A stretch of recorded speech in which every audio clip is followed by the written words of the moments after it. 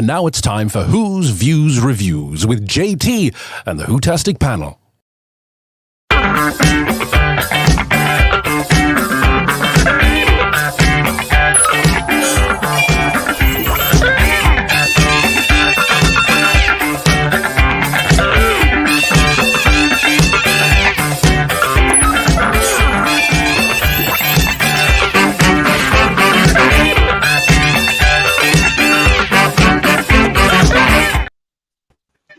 Well, hello everybody, welcome to Who's Views Reviews. The appreciation of this fantastic story has already started with us here. As you can see, I am joined by Jack, Emilio, Paul, Third Doctor Ian, who's saying 8 premises, George and Jodie. Hello everybody.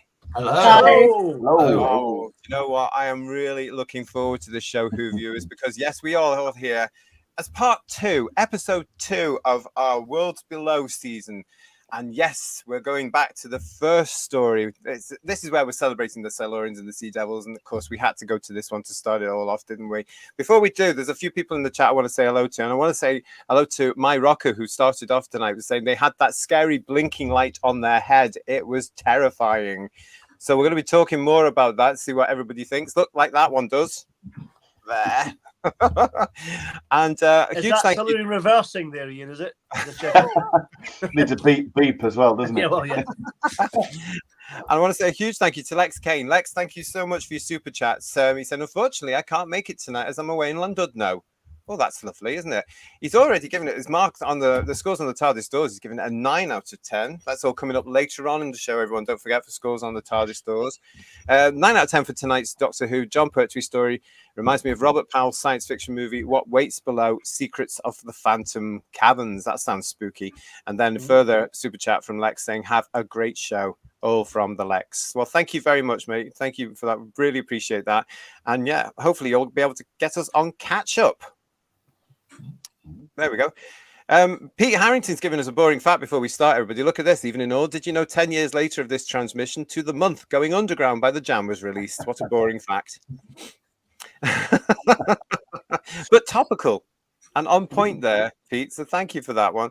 So yeah, thank you for everybody for joining us tonight. I hope you've all watched the episodes again recently. I ended up watching this twice. Well, it's worth it, isn't it? Oh, it certainly is, yeah. It really was. I had forgotten just how good this thing was. And look at this. This is for you lot here. Thank you for your super chat to Paul Ashworth. Brilliant panel tonight. Hello, all. How do you know? Thank you, Paul. Hi, Paul. Thank you. Haven't said anything yet. How do you know, Paul? that Was that 2 bucks for yes, was it? Well, listen, let's without further ado, thank you everybody. What's this from Carl? Carl, hello. If only the rest of Pertwee's era had the atmosphere of this season, it was underappreciated for years. That's a good point. We'll come to all that later. It's nice to see you. So thank you very much, everybody, for joining us. So let's kick off with this. Yes, we are. Sadeko 24 is saying I've not rewatched it, so I'll be going by memory here. Sometimes that's not a bad thing, is it? Really, but let's have a look. But yeah, here we go. Part 2 of our Worlds Below season. And of course, we're starting right at the very beginning with Doctor Who and the Silurians, first broadcast on BBC One, 31st of January to the 14th of March, 1970. Was, of course, written by Malcolm Hulke. And it was script edited by Terence Dix, Uncle Terry himself, produced by Barry Letts, and directed by Timothy Combe, or Coombe. Coombe. It's Coombe. I would say Coombe. Yes. I would say Coombe, yes. But yeah, so I was going to say how old this particular story was, but that would mean it was this. In reality, it was the same age as me. So everybody, it's 28 years old. This story. It's been 28 years since this story has been on air. And who wants to start off with this? Who wants to kick us off with the appreciation of all this? So we start with this man. Because of course this is Malcolm Hulke who put pen to paper with this, as we talked about last week on Worlds Below episode 1. And what a story! I mean, going off track for a minute, BBC Wales, people in Bad Wolf. This is how you do a Doctor Who story that lasts the test of time, isn't it, guys? They aren't worthy to tie his shoelaces, are they? Yeah. I think it's a Sorry, great bud. example of an episode that can do claustrophobia, but also scale all in one episode, right? It got both, and I think it's a real testament to the writing that is able to do that, because that's not an easy thing to do. I think another thing that's a testament to the writing is, I think I'm right in saying it was originally slated or booked to be a 6-parter and got expanded by an episode. And the fact that it holds together so well across 7 episodes and all the subplots weave together and come to a logical conclusion. And there's not just like some other stories, one episode that's obviously just been shoehorned in. I think it's a real testament to Malcolm Hulk and the production team that were responsible for it. Mm-hmm. No, it's a good point, because you've got those 7 episodes now, and you look at them now, and the time just flows, because there is a beginning, a middle, and an end. Yeah, well, I watched all 7 episodes back to back yesterday and didn't track at all. The pace is really good. It really is. It goes like that. It really does. It's funny. It's as a kid, I could do that. I could watch this story. I could watch Genesis, all of them in one go. Wouldn't care. But I will admit, I'm struggling more now, I'd say, which is strange. Oh, really? Are you? Yeah. I used to, because as a kid, I used to watch classic Doctor Who stories all in one, and I know some of them would be as long as 6, 7, 8, and it just. I'd never feel it because I'd just be into it so much, but I'm actually struggling a bit more now. I'd say usually I have to kind of split it into 2s or 3s depending on how long the story is. Oh, well, that's interesting.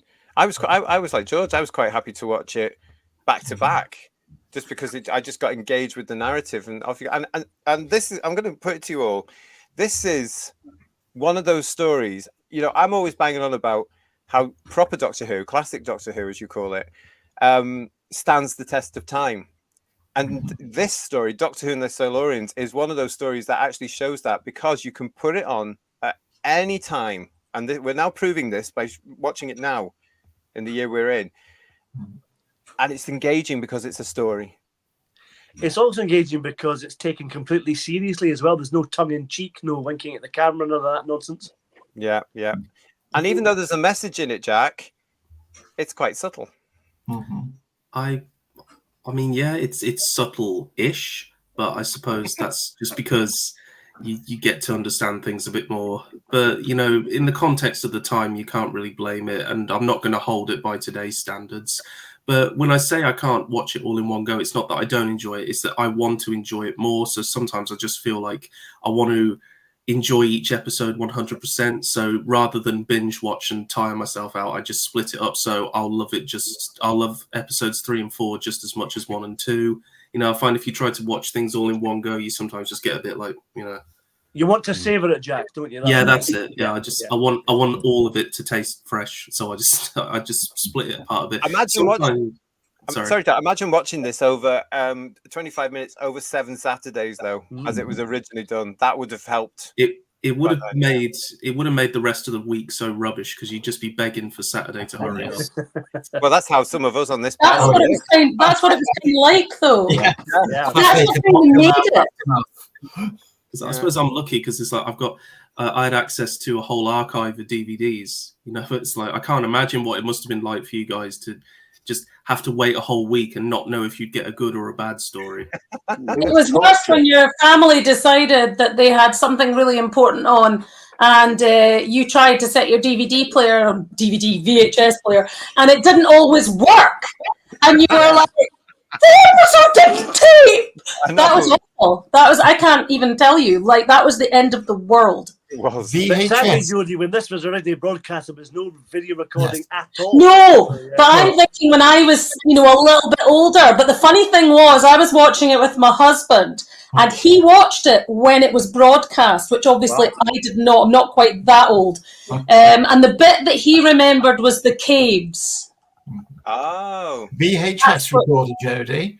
Back in the day, we had audio tape recorders when we recorded the soundtrack and got the family to shut up for 25 I minutes. always admired the people who did that. We've got Mark Milford joining us here. Hello, Mark. Was this Bessie's debut? Yes, it was. Yeah. Yeah, Yeah. pretty famous story for that, wasn't it? And there she is, Brolder's brass, and he's tinkering with it already. He's had it 5 minutes and he's improving the thing. Typical Pertwee. And he's got a bit missing, which is a bit worrying, isn't it? Yeah, come on. I'm no mechanic, but in episode 1 where he goes, "Oh, I wonder what that is." Even I sat there and go, "It's a fan belt." Yeah. I made my grand laugh. Sadeko is agreeing with your panel. It feels like it develops at a natural place. It really does. And hello to the Legion of James, who's saying, "Evening all. I'm driving tonight, but we'll be listening in." Oh God, that's a bit worrying. Pertwee is by far my favorite Doctor, and this story is one of his best. Enjoy. Well, we're going to, I hope, and hope you will as well. Keep your eyes on that road. Don't worry about what we're all saying, but no. Nice he is wonderfully arrogant in this story. It's superb, really. Is. Yeah. Here's a trick question for you, panel, from John Mason. Is this story on Blu-ray yet? Not yet, I'm afraid. That'll be a not yet. I think they're going to hold it until last, I think, because they've got an individual release of Spearhead, so they're going to want that to keep selling. Do you reckon, Jack? Because I thought that would have been the case with season 17 and Sharda, but... Well, that was an animated story, so it's not going to look any different on the DVD than the Blu-ray. And personally, I'd rather it stayed missing. That's an argument for another time. It certainly is. No, the rumor is, John. Sorry, John. I was going to say the rumor is, John. If you don't know, that season 7, may be the next collector's. It's just a rumor, but maybe the next collector's edition. We've all got our fingers crossed because we all want to see fingers crossed, whatever. Yeah. So stay with us. We'll let you know as soon as we hear, of course. That's the rumor I heard as well. That the next one in line is season 7. Yeah. Well, it's one of my favorite seasons, so I'd love to see that. Definitely, yeah. Like Inferno, the Silurians beautifully fills out all 7 episodes, says Stephen Braddock. Nice to see you, Stephen. Thank you for your artwork. We'll get that sorted and put some of that on the show again. Thank you for that. And Pete again is saying to us, if forms nicely, it flows, it keeps you engaged. Watching all 7 episodes is easy. And Dougie Stewart is saying it's a great story. Problem Being's with us as well. Nice to see you. Nice to see you very much. One of my all-time favorites. And I can see why. And he goes on to say, for a 7-parter, the Silurians doesn't drag at all. It's a movie idea, isn't it? So it could you could easily be in the cinema watching it. I'd love that. That would be great, wouldn't it? Yeah. Oh, well. Imagine the music and stereophonic sound. Wouldn't that be amazing? Would it, Paul? You don't want an edit or a cut down. So how long is the story in total? All 7 episodes. Yeah. So how long is it? If you were to watch it all in one go, how long would that be? Nearly 3 hours, isn't it? You can be over 3 hours. I suppose it's no different than watching, I don't know, Oppenheimer or one of those that drag on. You could easily make it longer. You could spend more time on the virus spreading, and if it was a movie idea, you could really it could easily be a 3.5-hour film, in my opinion. Do you know what that suggestion though? I would quite happily go to the cinema to watch these 7 episodes on the big screen. Yeah, very easily. I mean, another thing I think that is a real indicative of how good the quality and the pacing is the Silurians themselves don't become main players until episode 4. Exactly. So you've got 3 episodes of Doctor Who and the Silurians where there's basically no Silurians, but it's still 3 very watchable episodes. The tantalising hints you get of the Silurians are superb, aren't they? Just a bit of a hand in the eye and things like that. I was just going to say, which is quite scary as well. It works a bit like a slasher. It kind of builds and builds, and you don't really see the monster until the end, the first 3 parts. You just see bits of it. I think you mentioned this last stream, that shot where the sunlight is behind it. You just get an outline, and then the 3 eyes. I think it's just brilliant. But it is kind of. Yeah. It's kind of like a slasher, and I love that it's in first person when he picks off his victims. Yeah, I wondered if Tim Coombe nicked that from Michael Ferguson, or is that kind of from somewhere else? I mean, this has to be one of the most underrated and least known iconic shots in science fiction history, because this is just beautiful, isn't it? It just works. I mean, look at that. I mean, whether that was actually designed or whether he got that by accident because he was there at the right place, right time. But I just think that is absolutely gorgeous. The creature in silhouette. And the kids that must have been watching at the time must have just gone, oh, what is it? What is it? And all credit to this gentleman. This, of course, is Timothy Coombe, from the director of this story. What, looking at this now, what a shame he didn't become a regular. Well, he and Barry Letts had a parting of the ways because of his massive overspend on The Mind of Evil. We have to point out as well that in those days, to overspend on any BBC production was meant with instant blacklisting. In a sense, Well, you weren't allowed back on that show. Again, to put it in context, his massive overspend was probably 25 quid or something. Yeah. That's all it takes, George. That's all it takes. Was there not quite 25 quid? Yeah. Was there not quite an overspend on this one as well? Because, I was going to say. Yeah, we've mentioned just this for the helicopter scenes alone. It's like, is the little bit of extra money that made such a good thing a bad thing? I mean, it was the number of outside scenes, the on-location scenes. I mean, geez, I sat there last night when they were doing the plague scenes, and I was like to Richard, "Oh my God, this must have cost an absolute fortune." Yeah. And one thing that struck me is watching it. How much of episode 1 was location shoot as well. Laying in the groundwork and establishing the plot was done on film. Yeah, I think we have to say, although it was Bessie's first story, it was also really Barry Letts's as well, wasn't it? Kind of, yeah. He wasn't really responsible for Spearhead, so this is his proper intro as well. And what an intro! He was one of those great few, wasn't he? Barry Letts, Terrence Dicks, Malcolm Hulke, Robert Holmes. I mean, what an era! Yes. Really, what names, legends. I think season 7 though definitely is different to the others, and I think that's because the scripts were already written before Barry took over properly, and I think that's why there's such a big difference between season 7 and 8. So Barry, I would happily have seen more of season 7. They could have done, Yeah, I think so. There's a certain to this. I mean, Silurian cements. Bear in mind, everybody, that this is Pertwee's second Doctor Who. This is his second story. Isn't it wonderful to see an actor grasping it immediately again and running with it, even though he's 28 years old? He nails it immediately. He's got it. He's right there. From the first time you see him when he's messing around with Bessie, the car he has. There's the Doctor. The Doctor's there. To be fair, he nailed it when he fell at the TARDIS and Spearhead for me, but that's another story. No, he did. Yeah, but it's down to these two. Yeah. He is on record, Jon Pertwee, saying that he was very glad that Spearhead from Space was done entirely on film, because when he came into Doctor Who, he had a lot of experience of acting in front of a film camera, but nowhere near as much experience of acting in front of a television studio camera on videotape and a multi-camera setup. So he had Spearhead from Space to get his head around the character, and he didn't have to think of that by the time he went into television studio. Yeah. No. And he said that was a big advantage for him. Yeah, we are so lucky that we were able to hear these stories from him and be able to share them now, aren't we? Because I was thinking about this. I was thinking about Jack, and I was thinking about Emilio, and I was thinking about Kirsty, and I was just thinking, bless, because they're not going to hear from the horse's mouth.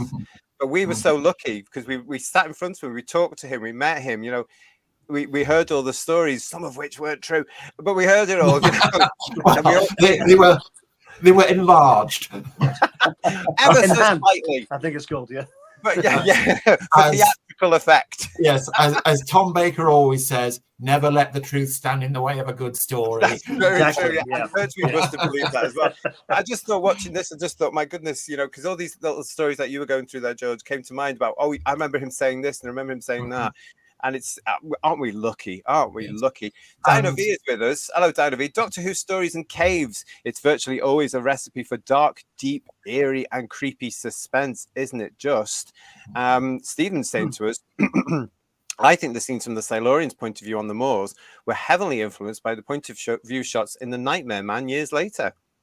Possibly. Yeah. And problem being, they're saying there was a bit of a hoo-hoo-ha with the extras on the train station trying to get extra money, wasn't there? Apparently so. I remember hearing that as well years ago, where they were all like, what's going on? When the film was processed from the location shoot at Marylebone Station, that there was something wrong with it and they had to go back and do a reshoot. Let's do it again. Yeah.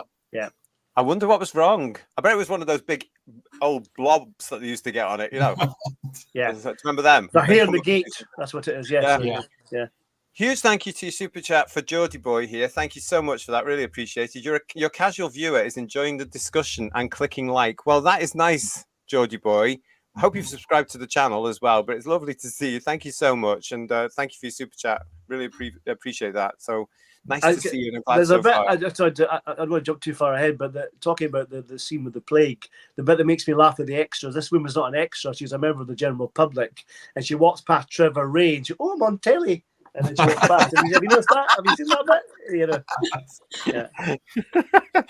Oh, this is proper British telly, isn't it? Let's face it. Where's Esther Ranson? She was usually hanging around train stations, wasn't she? Oh, I better rephrase that. Anyway, but I mean, let's look at this again. Not only was this Jon Pertwee's second story, but at this point now, because she doesn't get an awful lot of mentions, actually, I want to mention Caroline John because this is her second story as well, and she's hit the ground running here. And I love this because this is something Barry Letts didn't like, isn't it? This is the character he didn't really take to, the sort of, because wow, she's brilliant. Here she is on the top, at the top of her game. She is a proper scientific character, and I love this. There she is. Basically with the Doctor, she's working with him, she's learning from him as well, and vice versa. They are very much equal in these scenes, and I just absolutely love this. I have to say I'd forgotten about the fact that actually it's Liz that puts it together when he's kidnapped. Didn't Barry Letts say that he thought Caroline John was a superb actress, which indeed she was. She totally nailed the part, but he felt the character, there was no audience identification there, and that was the issue, and that's why he made the decision to recast. Yeah, you see, I'm not sure. I mean, Jodie, you're a scientist. I'm not sure I agree with that. Do you know something? That really kind of upsets me because I know people will hate me for this, but I say it again. Sarah Jane was not my favourite character when I was growing up with this series. I know I loved her later. I did. But as a young girl growing up, you just see too many pathetic females on television. And she screamed all the time, and I got cheesed off with it. I really did. I just wanted someone who was like strong and could do their own thing and did rely on the Doctor, but in a good way. And I think Liz Shaw was one of those people that I would have really appreciated had I been of the era that she was there. And sadly, by then, she was not, which is why I loved Leela so much when she came in, because finally there was a woman who didn't like scream and run away from monsters all the time. It was really weird if you're a girl growing up in that era. The 70s were not kind generally to girls. They weren't. Here we have at the very beginning of the decade, Liz Shaw as a sort of an Avengers girl, really. Yeah, and I mean, to be fair, seeing people like that makes you think you can be a scientist, that you can do stuff. It's not until you see people modeling it that you think you can do these things, unless you're a very, an amazing woman who's got a lot of world experience. But if you grow up in a small town, you don't really see these people unless they're on the screen. But Liz Shaw was Derek Sherwin's vision of a Doctor Who companion, more on an equal footing with the Doctor, and that was carried over from the previous season. But it was an academic point because Caroline John couldn't have returned because by the time Inferno came around, she was heavily pregnant. Yes, it's true. Yeah. It's true. But it goes to show really, the fact that the huge contrast between Liz and Jo. It is there. I mean, I'm again going back to Pertwee. I remember him saying he preferred the Jo Grant character to the companion to have because of the old cape round the shoulder, the mother, the mother head. But I think the adult tone of season 7 makes it really work for Liz because it's so different from season 6 and so different from season 8. It's very, very adult in content. So I think she fits perfectly in this, definitely. That's a good point. That's good. Can I ask Jack and Emilio at this point, as our youth in it on the panel this evening, our youths? I mean, you guys. When you look at these episodes, what do you get from the flavors of this episode? Because Paul's saying that it's more adult style Doctor Who. Do you get that as well? Yeah, I mean, season 7 was where I started with Classic Who. It is my favorite series of classic Doctor Who. Wow. Probably one of my favorite series across all of Doctor Who, basically. But I think it's gritty. It got that kind of gritty feel to it. It's very, obviously because it's earthbound, it's very grounded in our kind of world. But like I said, it had that kind of claustrophobia, but also it got a sense of scale each story has to it. And I think that the relationship between the Doctor and Liz Shaw works really well. As you say, they kind of match each other. She's really intelligent. He almost has it's quite funny how you watch the relationship with the kind of Liz Shaw versus the Brigadier. It's a completely different relationship the Doctor has. And the way that he kind of like, basically, just basically, he doesn't really think the Brigadier got anything important to say. Like, just go and do your play thing, play soldier, and that kind of thing. So I think there's a nice contrast there.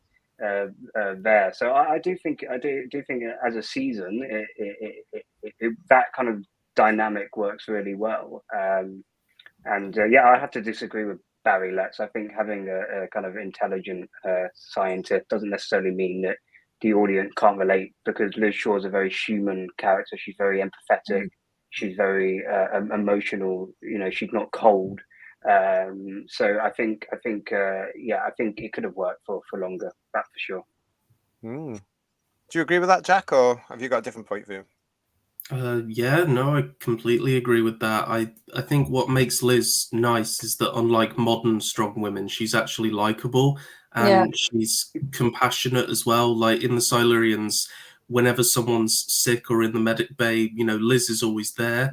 And even when that idiot soldier keeps trying to get up and go back down to the cave, she's like, no, you mustn't, you've been told to do this, so do it. And Liz is, I don't want to say, I don't know, she kind of goes into the traditional woman roles, like she cares for people.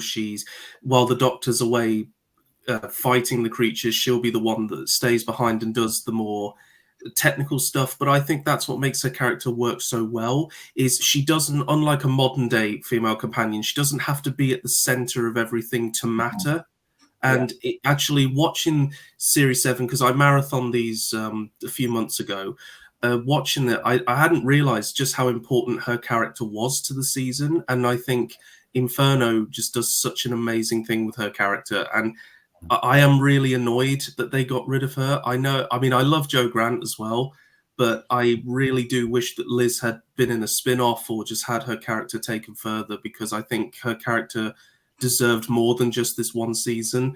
And I also think that this season should have been the template for the rest of the Pertwee era. We possibly could have had an unsurpassable golden age. I'm not saying I don't like the rest of Pertwee's era. It is my personal favorite era of the whole show now. But I just think this first season is untouchable. And I think the Silurians, I often struggle to choose between this or Inferno as the best. Oh, that's interesting, isn't it? I like that. Your point there, Jack, on kind of like if it was in 2024, if it was in 2024, when the Doctor basically said like, I'm going down, and she wants to kind of go with him, and she kind of basically accept that maybe it's not the best environment for her to be in. I know what in 2024 she'd be throwing her toys out the pram, calling him X, Y, Z. She would probably. She'd probably grab a little stool in front of the Doctor, stand on the stool and go, I'm going down there whether you like it or not. You're not the boss of me. To which the Doctor would have rightfully turned around and gone, well, if that's how you feel, give me the TARDIS key. Well, no, he'd just cry. Which is something you would never get in this era. You would never get that in this era. If Pertwee had taken a time portal to 2024, his words probably would have been, good grief. No. If Jon Pertwee took a time portal 2024, he would have done a 118 came straight back. Yeah. He would have been, and then when they asked him where he'd been like, oh, somewhere terrible. Terrible things are happening there now. So Deco24, thank you for your comment. Thanks to everybody for your comments. I'll try and keep up with you. It was strange revisiting Spearhead from space, setting up Liz as the companion, knowing she wasn't going to be the Pertwee mainstay they thought. And TARDIS Travels is sharing with us that I was 7 years old at the time of the Silurians, and it was this season that got me hooked onto Doctor Who. I can just see that. I can understand exactly why. And Sheila B. and the Devotions is saying she was the best. When it comes to Liz. An interesting what if was Derek Sherwin's original idea was to have Wendy Papri continue and have Zoe. Yeah, I remember that. 7. I remember like that. So it was when Wendy Papri turned the offer down that Liz was developed. Yeah, which would have given a progression from Zoe. Yeah, I always thought that Liz is a bit like Professor Travis's daughter in The Web of Fear. Very similar kind of character, don't you think? Oh, really? Yeah. I can see that. The difference between Spearhead from Space and the War Games is the biggest move away from what the series was previously up to that point, and how different it would have been if Zoe had actually continued and been a link back to the black and white years. I mean, I know Nick Courtney and Unit were there as well. Yeah. But at that time, yeah. We'll come to this in a second. Forbidden Man. Sorry, George. Go and finish what you're saying. Sorry. I know Unit and the Brigadier up to that point were, did a couple of Patrick Troughton shows and became regulars from Spearhead onwards. But I always thought it was interesting that it was, his original idea was to carry over more of the black and white series than he actually did. And also, I'm glad he didn't. Yeah. It's, again, for the first time ever watching it yesterday, it suddenly struck me that this must be the first Doctor Who story ever, with the possible exception of Mission to the Unknown, the TARDIS isn't seen or mentioned. Yeah. At that point, something very unusual. So it must have been, really. Forbidden Man is saying to us here, Liz Shaw, she was a good foil. Sheila B, as they were saying, she was the best there. My name is Charlie is saying Pertwee was my first and ultimate Doctor. Met him in 85 and he didn't disappoint. He was exactly as I hoped he'd be. Yeah, you weren't going to get anything else with that man, I tell you. You were just going to get him. Liz thinks, says Stephen Braddock, what would the Doctor have done with the formula? Of course, screw it up to hide it from them. Clever Liz. She is clever, isn't she? She's really good. And Sadeko24 is saying to us, Barry Letts said he felt because both the Doctor and Liz were scientists, their dialogue was less relatable to the layman. I don't believe that either. There was one piece of dialogue about the formula itself. It was like Z something, and there was like one line which you could argue probably take you a little bit out of it, but it's not overly technical. It's very Well, Barry Letts felt that Liz's character couldn't turn around and say, "What is it, Doctor?" to get the story exposition out, and it therefore created a narrative problem. The Brigadier could have done that quite easily, I thought. But yeah. Well, we're going to come to him now. Peter Harrington saying to us, maybe it's the transfer of season 7 that has taken so long to Blu-ray. Most of it is an amalgamation of recovered tapes, black and white, color melded together. It's true, isn't it? Because it's hard for people to think these days or realize if they weren't around that this only existed in black and white for such a long time for us here in the UK. And then it's recolored. Yeah, I can say the original VHS release with the best will in the world was quite blurry, and there was like a big leap in the color restoration when it got its DVD release. I remember being thrilled when because again it was one of those double packs with two VHSs in the pack. Remember? Yeah. With the paintbrush logo on the side of it. Remember that? Which was the right way round as well. Yes, the 30th anniversary logo. Yeah. There it is. Oh, that's the DVD you've got there. Fabulous. Jon and Liz Shaw need some more love and appreciation and a character options figure, says Julianne. I agree with that one. And Stephen is saying to us, I am so glad that the character of Liz is finally getting the recognition she deserves for her outstanding season. I mean, that's one of the reasons we wanted to talk about it, because, we don't really talk about Liz much these days at all, and because she did the one series, but it's such a really important series and such a classy series. And it came back to me as I'm watching Silurian. I thought, my God, Liz is actually really good, and why don't I think about her more? Really, really great. The problem being is actually saying, look, season 7 is very cinematic in its scope. It's a relentless success. Oh, I like that. Relentless success. Oh, what have you been drinking this evening? But that's very good. I like that. We mentioned Liz, of course, is part of this team. We've mentioned the Brig, we've mentioned Nick, and we were always going to mention Nick because he was just fantastic, wasn't he? He was just a joy to be around. But these three work together, actually. I mean, you were mentioning there, guys, about how the Doctor's sort of quite. This is where he starts to take the mickey out of the Brigadier, and Liz is caught in the middle of it and just enjoying the moment because she's quite anti-military anyway. You know, she's getting used to her surroundings at this point, but she is, isn't she? She's sort of like, what the hell am I doing here? They're at loggerheads together, the Brigadier and the Doctor, but you can see the affection for each other, especially that bit when he goes, "Come on, Dr. Watson," and they go off to do something. That's brilliant. That moment. Yeah, but unusually, they just shout at each other, and they're all power seconds after. You know, that's how it should be. Yeah, I've got these lovely pictures of these publicity pictures. You've probably all seen these, but I just love them. Of John and Nick. Look at this, with these lovely BBC-made rocks, which are fab. I think the caves are great. Yeah, definitely. Yeah. And here they are. That's Pertwee at his comic best, isn't it? I love it. I absolutely love it. But I love the fact that, again, if you watch this, because I was saying you could put the Doctor Who and the Silurians on BBC 4 now over 7 nights or over 7 weeks, and you could watch it, and you wouldn't realize that this is all their second story. Yeah, it's that good. It's a great jumping on point, I think, as well. Like, because the TARDIS isn't involved, I think you can get anyone to watch this story from the beginning, and you very quickly, you don't need to know anything prior about Doctor Who. You could just watch this on its own in isolation, and you still get what the characters are all about, just from the performances and the writing. So I think it's a really, if I was like going to suggest to somebody who hasn't watched classic Who, I think it's a good one to get people to start with. Yeah.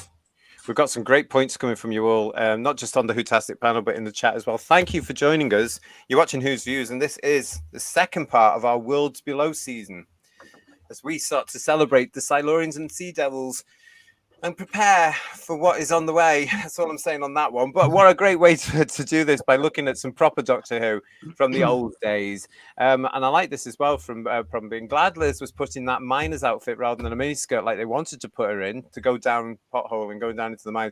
She put her foot down, and the director, I think, let her do that because it would have been ridiculous. Well, it wasn't just her, was it, guys? It was. I think Jon Pertwee supported that as well. Yes. Yeah.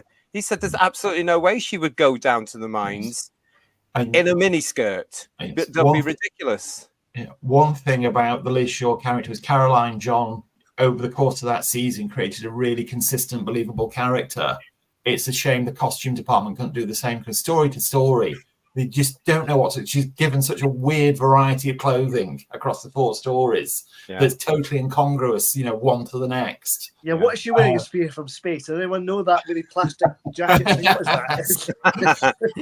that? That's all in vogue now. I'm sure it is. Yeah, I'm no fashionista myself. Yes, you can get down to Primani, and it's all down there now. I tell you.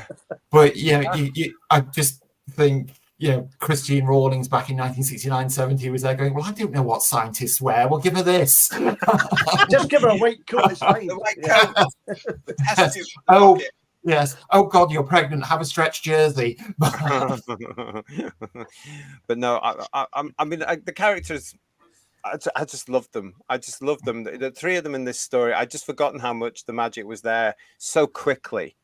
And here we have 3 professionals committed to what they're doing and just going for it, which is what they must have recognized. This is a cracking script and thinking, we've all got a good part here, let's go for it. They must have done, surely. Well, like I said earlier, I think the cast play it really totally straight. There are comic moments in it, but they're really believing in what they're doing, and it's played with complete conviction. It's so well played. Yeah, it really is, isn't it? I don't know. I just fell in love with this story all over again. What's this from Geordie Boy? I never hid behind the sofa, but would love for one night to be that age again and feel the thrills and scares one more time. Oh, yeah. Wouldn't we all? It's trying to recapture that, isn't it? Because this, like you say, was on back end of January through February and everything, so it would have been absolutely pitch black outside when Doctor Who was on. It was the perfect conditions for watching Doctor Who, on the scratchy old tellies that we used to have, a little bit of colour coming in for those that were lucky enough. And that atmosphere, 7 episodes of this, and you're right, they hit the ground running, every single one of them. So, you could have thought, I love Jo Grant, don't get me wrong, Katie, love her to pieces. Yeah. But I would kill to have another season with this ensemble. absolutely would. Yeah. You know, Caroline John, amazing. Oh, Really God bless her ahead as of well. the time. Really Yeah. ahead of the time. A believable female scientist. Yeah, wow, brilliant. And she was a very because confident there's woman. 3 grown-ups there. They're all it really gives a sense of gravitas and The grown-ups weight were in the to, room, weren't they?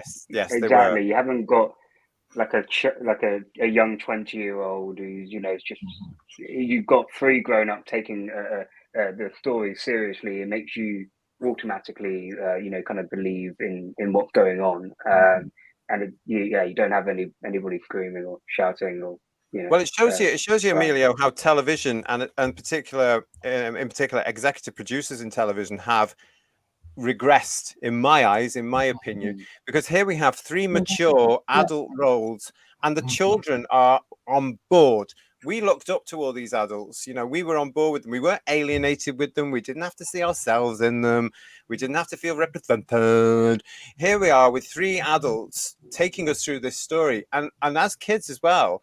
The fact that you did have the adults there sort of meant that you were safe, because you would, especially the Doctor and his companions, you were safe. You knew that they would look after you every 25 minutes. But you can still put them in jeopardy as well, because that cliffhanger to part 2 when the Silurians in the barn and it creeps up on Liz and it hits her, that's a really scary moment and a great moment of jeopardy for Liz. It's really well done. She doesn't scream either, does she? No, she does. I completely agree with you, JT. Not that sort of... My favourite story in New Who, which you could probably guess from my I put Time Lord Victorious, is The Waters of Mars. And I think one of the reasons why that works so well as a story is that you've got Adelaide Brooke. She's an older kind of one-off companion matching David Tennant. And I think having somebody older kind of, and it was a much more kind of adult grown-up script, it really works. I think Doctor Who, underestimates, how well having grown-ups in the room, even as a young child, you can get hooked by it. You do not need young people to relate to just kind of get on board with the story. I think it's quite lazy, I think, to assume that that's the case. Yeah, it's why I hate how dulled down it's become, because as a kid I always was drawn to the classic stories, because even though as a kid you don't really see the cheap effects, but I just thought the Silurians looked amazing. And I loved the darker tone. It always seemed to hold me and make me want to watch it more than a lot of the newer stuff. Even though I came in and I was a huge fan of RTD's original era, there was something about those classic stories where, today I consider season 7 to be the bar. That is the standard for me, and I just, it breaks my heart that I just don't think we're going to get that again. Not, because they're all just like, they're so worried that the kids will see this and get scared. It's like, no, they'll see this and they'll want to do as good as it, and I just think we'd lowered the standard so much that you won't get anything like this on television anyway. No, there's no way they're going to produce television of this quality, and thank goodness that we've all got this on VHS and DVD, and various stories are on Blu-ray, so we can celebrate it and look at it, because this is British television at its best. And they didn't know it at the time. They really did. They were just trying to churn something out, weren't they, Joe, to get something on screen? Yeah, but they pulled, this one I feel did pull, like later ones did, from Hammer a bit as well, and from other, like Creature from the Black Lagoon. I think the Silurians have a feel of that look. Yeah. They have a feel of that early sort of horror genre, and the bit in the barn also reminded me of so many Hammer horrors. There's probably only one barn in the Hammers, I can't remember, but it just seemed to be that one was in this. was the feel, I know what you mean. There is one thing that takes me out of it, though. It's the Silurians. It's just their movement. It looks like they're having a boogie while they're talking, like bit of a dance. He's got real attitude, though, isn't he? I have to agree with that one, Emilio. It's the only way you can tell which one's talking, though. Yeah. Well, that's they have to kind of. You wouldn't be able to tell. Yeah. Hello, Nathan Adlerink. Nice to see you. Hope you're well. The Doctor's final line in this story is very relevant to what's happened to the show now. You can't help but watch this and compare it to that stuff we've just watched earlier this year, can you? I was sitting there just so engrossed in this story, enjoying every minute of it, remembering why I loved this story and why I loved that book as a kid. And why you love Doctor Who as well. And why I love Doctor Who, yeah. And then I started to think, Gatwa couldn't do that. Gatwa couldn't do that. That last shot of Pertwee at the end, where he's in Bessie, right? And he kind of like you can tell he's sad, but he's also a bit disgusted by what's just happened. He kind of shakes his head a little bit and then it just drives off. That's a great way to end it. It's subtle. It's so much so he mentions it in the next story as well. It does. It does play into the next story. It's one thing I've noticed when you compare them to a lot of New Who Doctors, and I know some of you might hate me, but I include Capaldi, is whenever they try and be, have those serious moments, they just end up coming across as overacting, especially when Jodie and Gatwa try. It's just ridiculous, but all John had to do is just look, like you say, look off like that, and it just conveys so much emotion and feel. Like how he's feeling. He doesn't have to say anything. That's because though he's a proper professional actor, not a model or before him a fraud. And I think JT, you did say that Gatwa couldn't do it, and you're absolutely right. Gatwa couldn't do it. The other actors couldn't do it, and Russell T Davies couldn't write it. No, that's what I was going to say. The writing. Yeah. It's the writing. It's just couldn't do it. Well, very unusually for any Doctor Who story, this one has got a downbeat, nobody's a hero here ending. Yeah. No, it's true. It's true, and it is the writing, Jodie, isn't it? It's all about that writing, and then it's good writing with a good cast who know a script when they see it. They could do that in that era.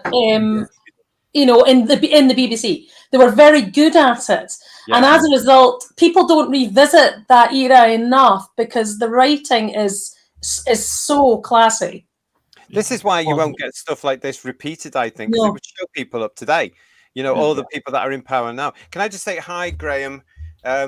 Just popping in to say hi to everyone as I'm at the hospital with my old mum. I wanted to get a quick Silurian fix. Now, Graham emailed me this week to say that he was trying to catch up on the shows because his mum is poorly. So big get well soon to Graham's mum, because I know she knows all about Who's Views and she loves us. So big get well soon. Come on, lady. Get well soon, Graham's mum. Get well soon. Come and chat. So Graham, hope everything's all right. Keep in touch, and big love to your mum there. So thanks for coming on and telling us where you are. That's great. Thank you so much. I think the fundamental difference is that the production team back in the day, their starting point was children are intelligent. Yes. Whereas the starting point today seems to be, and I've not watched the last few years of Doctor Who, so I could be doing it injustice, that children have the attention span of an amoeba. Yes. That's unkind to amoebas, George. Just saying that now. Because they've been told by this alleged research from this alleged professional company that children and young people have the attention span of a newt, which is around about 5 seconds. Now, some of them do, but not all. But I reckon that's possibly because we're not giving them stuff to feed them with, and something like the Silurians would engage them. And it's multi-layered as well. There's a lot to it. There really is. Yeah. It's not black and white in its message, right? Because you kind of watch this and you can kind of it doesn't portray, let's say, the Brigadier's action as like Harriet Jones, right? It's a good comparison, after when she blows up the Sycorax ship and then the Doctor gets really pissed off and basically destroys her government. It doesn't do that. It doesn't try and make a point to say the Brigadier is awful. When you watch the story, you can understand why he took the decision he did, even if the Doctor disagree with it. And then obviously the next episode, it's not like he's decided I've left unit, I'm not going to work for the Brigadier anymore. They're still working they still end up working together and building a friendship. So it goes to show that it's not trying to say make a point of the decisions that were made at the end, and I think that's refreshing because it showed nuance. It showed that there wasn't necessarily one right, one wrong here. Just the story played out the way it did, and people had to make decisions based on that. And I think that's real life. It's interesting what Emilio said there. Emilio, you said there that was refreshing. From our point of view, those of us a certain age on this is what we were brought up on. So it actually is not refreshing for us. That's why we despair about some of the television that's going out now, especially Doctor Who, which we all love for, and are fans But it's of. lovely that you agree with us, because that's fantastic. Yeah. Well, Stephen Braddock is saying to us, the scenes of the plague breaking out in London are very scary, specifically in this post. I'm not sure if I can say that on this platform now, but you know what I'm talking about, the 2020 Lurgy. Quite terrifying. I mean, it's like I said on last week's Worlds Below, our introductory show, that whole thing reminded me of 2020 for some reason, where it starts with one, blah, blah, blah, blah, blah, blah. And my name is Charlie. If John Noakes from Blue Peter can go up Nelson's column in a pair of Clarks, then Liz Shaw can go down a coal mine in a miniskirt. Oh, really? Oh, my name is Charlie. You're so naughty. Paul Richards, hello to you. I love the fact all the actors from all backgrounds speak decent English. It's sheer class. And problem being is, we get a very young and live Paul Darrow. He was great. Shame we didn't get more of Paul, but then would we have had Avon if we'd stayed on? Years apart. Yeah. Possibly, we don't know. Russ Morgan is saying to us, evening all. I mean, Paul Darrow is in this. He's very good in this, I think. He's nice to see him acting in this, isn't it? There he is on the left with Nick Courtney. He's quite restrained. It's quite good. So. Yeah. But I remember, do you guys remember all those years ago, there were the rumours here that Darrow was supposed to become a series regular. This character was supposed to be kept on through this season. Do you remember? Yes, I remember hearing that. Yeah, so I wonder what he must have turned it down for. Because isn't the reason that Benton came back in Ambassadors of Death was because it didn't happen with Paul Darrow? Yeah, apparently. Well, have you viewers, have you heard this rumor over the years? Because I remember hearing this at various conventions all the time. Oh, Paul Darrow was supposed to stay in Doctor Who. Oh, he would never have gone to Blake 7 if he hadn't been in Doctor Who. That's heresy. He could have done both quite easily. Yeah. Yeah. Mike, I was wondering where Sergeant Benson was this episode. I was like, where? I was watching it, like, where is he? Yeah. And I completely forgot he's not in it. So there, Mike Disney said Paul Darrow was good. Jeffrey Palmer was good too. Yeah. Both of them. Fulton Mackay. Yeah. Peter Miles is superb, really. Yeah. Cast, isn't it? Yes. It's a who's who for all of us, isn't it? Oh, look who's there! Look who's there! The prototype Nider is really good. Yeah. Well, yeah, he is, isn't he? Proper adventure story along the way. The odd, funny. What more do kids want? It was brilliant, says Peter. He's really threatening, though, isn't he, Peter Miles, towards the end, where before he succumbs to the plague, where he just confronts Liz and says how lucky to get their equipment as soon as they want it, and he was this and he was that, and then he goes out, and then when he absolutely loses it at the end before he dies, he portrays that insanity. Yeah, menace. Yeah. And this was a pre-top rug performance from him as well. Yeah, he's got a bit of a comb over going on. Yes. And I've forgotten the actor's name. I'm really annoyed I forgot the actor's name. But Major Baker, who was Hieronymus in Mask of Norman Jones. Norman Jones. Yeah. I mean, when you look at it now, when you're watching television now, all these repeats you get, he crops up an awful lot, doesn't he? He's going straight with Ronnie Barker. Superb. Yeah. He was he was the dictionary definition of a jobbing actor. He just went from one job to the next. Do you know, I think they all were back then, though, weren't we? Because we've mentioned them already, but let's have a look. And let's have a look at some of the pictures I've got here. We've got Fulton Mackay giving a really nice performance here. And do you know what? It's a really sympathetic performance as well. I really felt for this guy because here he is. He's so enthused about the life forms he's found. He's suddenly realized their importance, their significance. He can relate to them. He can think, I understand why you want to do that. He's such a little liar, though, isn't he? Such a little liar. He is. Because he's trying to make sure. I think from his point of view, I think I want the credit for finding this race. And if that fella Tom Baker hadn't turned up, he would have been the Doctor. Yes, we had some of the chat saying, he would have been the Doctor here. But it is a lovely character in that sense, even though he's got that sort of naughty side to him, if you know what I mean. It's a lovely character because he understands where the Silurians are coming from. He's listened to them. He actually did what everybody else couldn't do. He made a sort of peace with them. He's got some great scenes with Pertwee. I think we mentioned it last time when he goes to the house and Pertwee comes out. I think Ian mentioned that last time, and the scene they have together is really good, and the fact that the Doctor's kind of goading him, and trying to get him to admit to this is really well played, really nice. It is nice, isn't it? It's like Ian was saying last week, that whole bit where it feels like the lizard's house at the zoo here. Yes. I like the way the book. I like the way the book really expands. That it doesn't spend a long time in it, but really expands on his sort of relationship with Miss Dawson. How it indicates that there was more to it. She's got a key. She's got a key, hasn't she? She's got a key, yeah. And again, just big up to the audiobook of this, read by Caroline John. It is superb. Anybody, look it up, buy it if you can get the chance. Yeah, but it's very underplayed in the story, the relationship between those two. But she's keeping it secret, and even though she disagrees that people, she knows people are dying. And she still refuses, even when the Doctor. Well, she is about to give up the information, but then the Brigadier walks in. But you can clearly see if you're protecting, you're clearly trying to protect that individual. There's clearly more to that relationship than just kind of colleague, But you know what? In this context, that it's absolutely fine, isn't it? Because here we these are adults. Well, but again, that's grown-up adult themes without the sledgehammer. And opposite genders as well, because nowadays, let's face it, it wouldn't be not allowed. Not allowed now. Who else did we mention? We mentioned this fella, of course. What brilliant actor, brilliant. And a Doctor Who favorite. I mean, it must be a surprise, and let's ask it. It must be a surprise to all the people that go back and watch this and are new to the original the series. How often this fella turns up in Blake 7-2.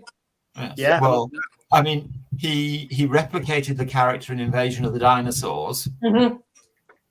And Genesis of the Dark. He's not quite so bitchy in that as he is in this. And the Paradise of Death. Yes. Yeah. And practically everything else. But if it works, don't fix it. What I mean? He's in a great big finish called Whispers of Terror as well, which is really good, I have to say. I've forgotten about that. Yeah. But Judge, he sort of knew what Doctor Who. He knew what to do with it. Yeah. I mean, he was like Mike Wisher in all his Doctor Who roles. It really was just hand in a glove. He was, he just fitted it so perfectly. Yeah. And Peter Mars himself was also a very talented jazz musician. Yeah, I had heard that. Saw an interview with him. I'd love to see that. That'd be interesting. Well, a different side to his personality, don't you think? Yeah, one of his childhood friends was Dusty Springfield, was it not? Apparently so. Yeah, apparently so. Yeah, didn't you mention that in a Blake 7 interview somewhere? Nigel and Dusty Springfield, what a combination! yeah. Can you imagine though, Dusty singing away in the kitchen there while they're making their dinner? Peter and he's there like Alvin Stardust with a black glove on. With Richard coming in at some point having a little row. That's what I like about show business of the old days. Just jam it at Ronnie Scott's. Absolutely fantastic. What else we got? Yeah, so we also mentioned Geoffrey Palmer, didn't we? Again, it's a lovely role. He's come in here as the typical bureaucrat that would be featured throughout the Pertwee seasons. Except this one's actually he plays this a little bit. He is straight-laced, isn't he? He is a civil servant. He's right there, but he's prepared to listen after a little while, and then he panics and then he gets on a blooming train and kills everybody. Yeah, he's not as patronising as the guy in the Sea Devils or Chin or something like that. He's got a real kind of a sympathetic approach to this, which is really nice. Yeah, and he's not out to actually prove points or to get a promotion or do anything like that. And it comes as a real. You can see why the character is there. This is why the character's there. He contracts the disease from the Silurians and then takes it to London. And again, back in 1970, this must have been quite scary because this is what bearing in mind the climate at the time. This must have been the big. Ooh. Kudos to Geoffrey Palmer. Because the scenes where he is stricken by the plague, shot on location around Marylebone, he really goes for it. There's nothing half-hearted about that. Yeah, and this is before he makes it big. Yeah, in Britain. This is before he's a household name. Yeah, he popped up again in The Mutants. That's right. He did. Yes, he did. Yeah. But he made it big on Butterflies. Yeah. And then Reggie Perrin after that. Yeah, Secret Army. Yeah. But here, I mean, even this scene where he's just ignoring everybody else except for Liz. He seems to have a certain respect for Liz because she's the scientist. She's come from UNIT. You know, I just love this whole thing about how he plays this. He's just so good at being able to go, right, okay, I know what I have to do here. It's just unfortunate that the character is written that he has to be bumped off. That character couldn't have survived. It had to be. It's that important to the story. Yeah. Fantastic, those, isn't it? those scenes around the station where the plague's starting to get a grip, where you're tracking him through and then you see people dropping, that is absolutely terrifying. And then the police car arrives, it's like police squad as it comes into the I love the scenes. I love the scenes where you still see people dropping and ambulances arriving, but overlaid on that is a Doctor and Liz trying to work on a cure. The fact that they overlay those to show that this is going on at the same time is fantastic. Yeah, I can't remember. And they didn't do that sequence all in one go. They, it would cut back and forth, as you said. And I think, again, in modern TV, you would just get all of that shown in one go. But I think the fact that you sort of bits it added to it, it gave it a little bit more sense of suspense and a bit more horror to it. Can you imagine if it had all been on film? I think you said this before, George. If this had all been on film, I thought that yesterday as I watched it. If it was all on film, how amazing it would have looked. But just as a quick sidebar, the scenes where they're researching and trying to find an antidote to the plague. So the Doctor and Liz are there in their room doing all sorts of experiments on this live bacteria or whatever it is. Yeah, wouldn't it be an idea to put on hazard suits? Or at least some PPE or some description. Yes. The budget didn't go to that. It didn't stretch far enough. But it ties in with the Doctor being, I don't need this. I'm not one of you lot. I love this from Pertwee. He's really putting his foot down at this bit, saying, I am not human. Go away. I love that bit when Liz gives the Doctor an injection of antibiotics. It's like it didn't feel a thing. That was brilliant.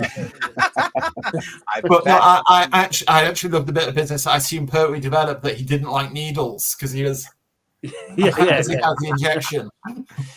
This is an interesting question from Mark. Did the script undergo several rewrites to stay as family-friendly content? I personally don't remember hearing anything about that at all.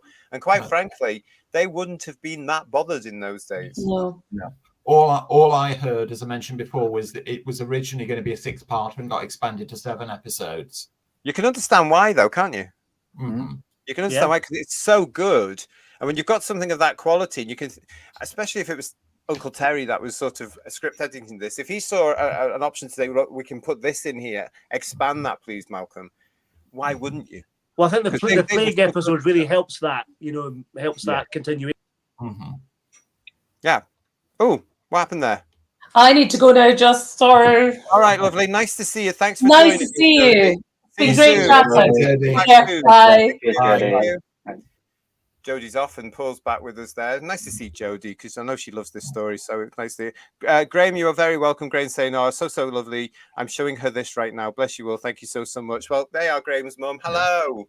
Hello. Come on, lady. Get better soon, please. We want to hear you. I want to see you. How lovely. Can I ask everybody what they would have thought had the, the infection, if that hadn't been part of the story, right? If we didn't have that, how do you guys feel that made a difference to the story as a whole? So not having the infection? Yeah, exactly. If it was, basically. I think it would have made the Silurians less threatening because they're just a silly group of lizards in a cave versus the whole power of the human race. But I think them having that, is just really showed you can understand why the Brigadier had to do what he did. I mean, I know he had orders from the Ministry, but it really does kind of make a lot of sense. It just amps the stakes up. I feel like if that hadn't have been there, it might have dragged at the second half. Yeah. So I think it was a really good idea having it there. Yeah, I agree with Jack on that one. It really upped the stakes because, as established, you could shoot and kill a Silurian. So, there wasn't without the plague, the threat level wouldn't have been anywhere near as high as it was. And I don't think the ending would have gone the same because, you know, if the Doctor hadn't found a cure, they wouldn't have had a reason to come and grab him from the lab. Then they wouldn't have infiltrated the lab using him as a hostage, and then they would never have got to the ending that we got to. Yeah, it does set up the stakes for the virus when you have the old Silurian finding out by accident that the young Silurians infected Major Baker, and he takes the Doctor a sample of the virus so they can test it and find an antidote. And that the actor who plays the old Silurian, you really get a sense of the anxiety and the panic in his voice that this has happened, and he regrets it happening, that someone's done something he shouldn't. And that really adds to the tension of it as well. I think it's really good. It's absolutely fantastic. But it also shows, as I alluded to last week, that there are divisions in the Silurian race as well. Yeah. You know, and that's interesting. But Amelia, it's interesting saying that because this ties in with a question that Lex Kane did actually emailed in to us for this particular show. So Lex, thank you for this. And I was watching this on the second, I was thinking about this question on the second time I watched this week, getting ready for this particular show. And I want to ask you on the panel, and I want to ask you, all the Who viewers in the chat, the dilemma of this story is the resolution, isn't it? Was the Brigadier right to do this? And I, as I'm thinking about this and I'm watching this, I'm thinking, right, if this happened right now in reality, if a superior race who used to own the Earth suddenly popped their heads above ground and looked at the human race, I probably wouldn't blame them for trying to go boom. No, to be quite honest, do you know what I'm saying? When they've got all this, and this is the theme throughout. We're going to be looking at this as we go through all these worlds. But this is what the Silurians and the Sea Devils, their cousins, can offer. They've got all this technology, they've got all this stuff, but each story actually says the human race is never ready. Yeah. So I mean, Stephen is saying to us here, the Brigadier does make the right choice, because at the end you see the bad Silurian underground is still alive and about to start the whole horrible process all over again. But can't you say that about the humans as well? I think a lot of people give the Brigadier too much flack, because the Doctor says to him, Brigadier, no one is to go into that cave, and he promises, is like, yes, you know. But then if you look at how Nick Courtney acts the scene when he gets the orders from the Ministry, he doesn't just go, right, do it. He actually sighs and he looks off to one side, because he knows that he's worse than what he's doing to the Silurians. He's breaking his promise to the Doctor, and he knows that he has no choice to do it. So it's great that he's not just like, oh yeah, now the Doctor's gone, blow it. That's not how he reacts at all. He's actually very sad himself that he has to do it. And I think people give him a lot too much flack. You know, they just say, oh, he's just your standard military dumbass, you know, but he's not. I think he really does understand that not all the Silurians are like that, but he's making the decision that most ordinary people will never have to make, and the difficult decisions. It's like, it's the safety for his world. And I think you made a very good point, Amelia, with the comparison to Harriet Jones. I honestly think that's a rip-off of this scene, honestly. Oh, 100%. It's definitely just, like you say, sledgehammered, right? I do think, though, what really would have made this scene hit so much harder, and I know they might not have been able to do this, but it would have been great to have seen a Silurian child. Because we only really ever see the military types of these species. We don't see the civilians, because I think from what I gather, the military get awakened first, but you know, they didn't specify that because they said their hibernation things were disturbed. And it's like, well, how come it's just the military? You know, because you've got to think, what about all those innocent families down there? Can I say about the hibernation units? They were fabulous as well. I thought a great design. Children, if you've got stuff about children, it makes the whole thing more, I guess it has more emotional weight, but also it's a little bit darker, right? That's why people like torturing children of Earth, because, you know, the thought of children being tested on is a horrible thought, and the government being willing to do that. But anyway, that's another thing. But yeah, I agree, Jack. That would add something else. Maybe if we'd seen a hatchery or something like that, would have been maybe. I'm just thinking about that though. Considering it was 1969 for 1970, that's probably too near the knuckle for 5 o'clock television. To show that sort of stuff, because remember, this was children's television back then, family drama. It wasn't what Doctor Who sort of became later on, and then when it came back, it wasn't that. So this was the show that your parents, guys, would put you down in front of the telly as a 5 or 6 or 7-year-old and leave you. They would leave the room, and you had to go on these horrifying adventures with just the Doctor and Liz or Joe or Sarah or Leela or Romana, whomever you were growing up with, you know. That's why we had these behind the sofa moments. That's where that stems from. So that possibly would have been the real nightmarish type things to think, oh, that the little Silurian got that. I think that would have been too near the nipple. Mudcrab, I never assumed the brig just wanted to blow things up. Even as a kid, I picked up he was ashamed about what he was ordered to do.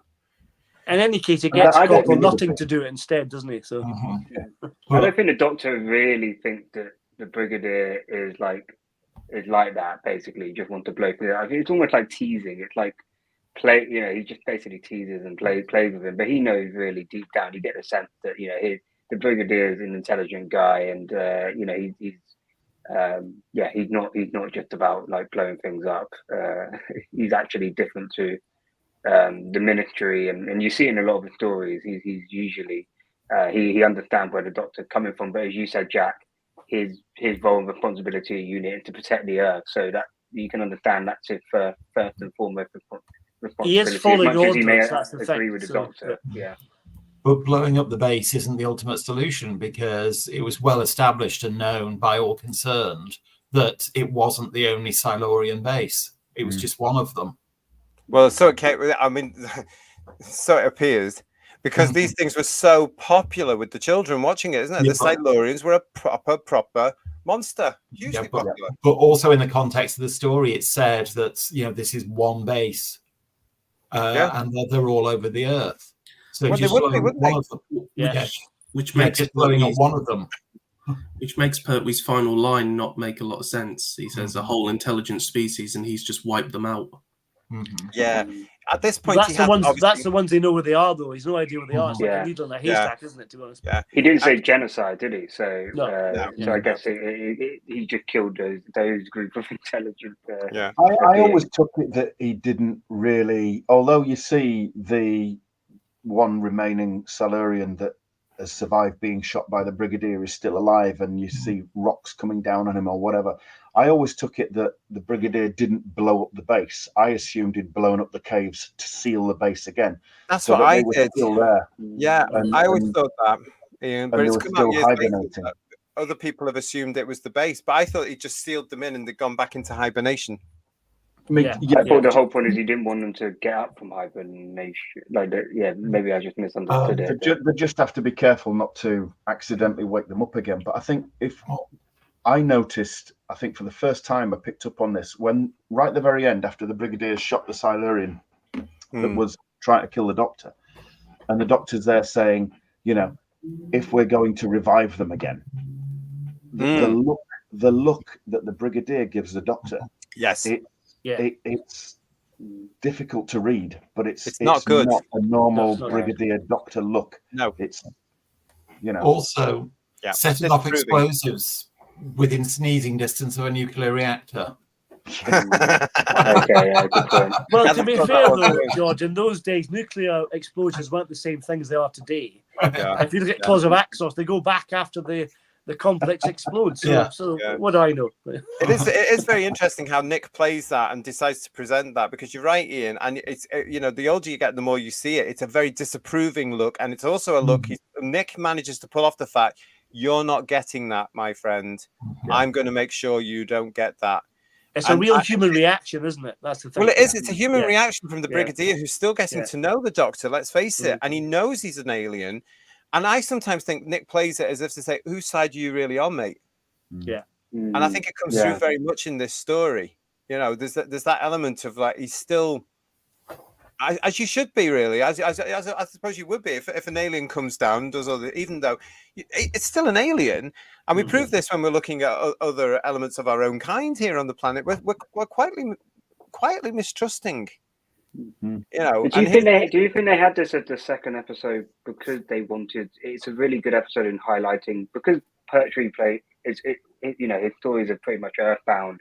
They're all earthbound in season 7, but basically it makes it very clear to the audience he is still alien, because he very much it makes it very clear he's different to the humans. He's got, he's obviously wants to help the Silurians, so he has a different perspective. I think he does a really good job because Pertwee also plays the role, as I say, very straight.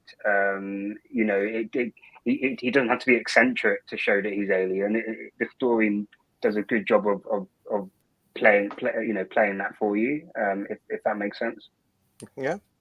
Well, he behaves quite alien in it, because I mean, there's that lovely bit in episode 1 where Dr. Lawrence is giving them an update on the complex and stuff, and Pertwee just wanders off like he's not listening, and he is, and it's a superb moment there. And he says, "I'm sorry, are we boring you?" And he's just like, "No, I was just examining this." And he's just like, and they say it's broken. And it's like, that is worth £7 million. It's like, well, it's not worth 7 million pins if it doesn't work. Which is typical Pertwee as well. I mean, you actually, there's an evolution on that scale as well, isn't there? As you get through all these stories with Jon, it becomes more and more ratty, quite rightly, with the public authority figures, the civil servants, who are just apart there. From Ralph Cornish and the Bastards of Death, they got on quite well. But it's just frustrating, and it's as though he's looking at them and saying, "You are typical of why the human race doesn't move forward," and it's still the same today, kids. Actually, Capaldi's Doctor takes a lot of that in his first season. Oh, there's no surprise. I can't be asked to deal with these, and why am I having to deal with this individual? So you could definitely see some similarity there between those two Doctors. Yeah, she's my carer, so I don't have to care. That's it. Yeah, exactly. I like that. That's a good quote. That one. In this story, I've been into the Dalek, right? I think he said that. Yeah, that's right. Yeah. In this story, he's suddenly several thousand years old.